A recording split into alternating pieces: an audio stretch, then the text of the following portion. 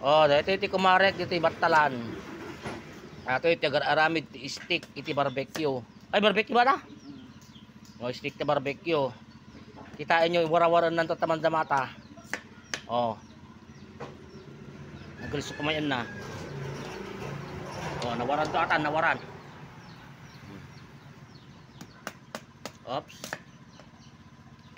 Dito paket makad ka daw ng G Manila nga i-deliver daw. Kita nyo nawaran, wala ma. Oh. Naglaing oh. Oh, kita nyo. Oh. Oh, nawaratan. Oh. Oh, kasi ti negosyo na. Iti may isang repot sa Ace, 60 pieces tinagyan. Gumunipan na G Manila kano 12 nya. Oh. Nawara-wara ni kasi mo ah. Oh. Oh, nawara-waran. Tatalent ti po ipan niyo. Dito naman po no atoy, no ipatirad yung manumot. 160. Oh, 160 pesos. Napatirad na lang ah. Tapos na madalusan. Mo lang mo. Mo lang basta may sakto. Dito man pagbali na ng repot dito eh. Ay dito tuyo mo kan ka. Kumpad.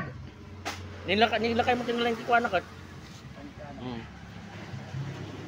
Kaya iti tinegosyo da habang awan iti agpakarwas. Daytoy. Pero iti karwasan dam.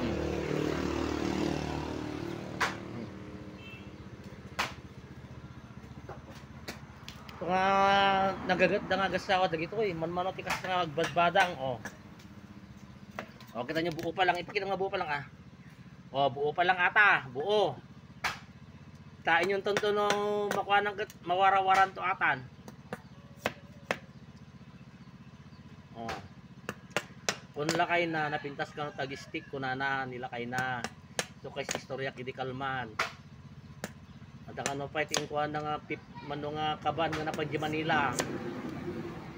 Nung gapot da karwasan na masango. Basta nalaing ka nga agsigit kunana. Kare. Oh, dito iti master of steak. Adi ko na nga anom tigaget.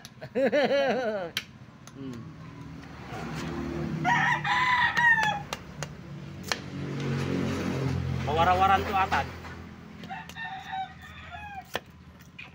Oh, nawarawaran. Oh. Basta iti kwa isarak-sarak na iti pagkuan.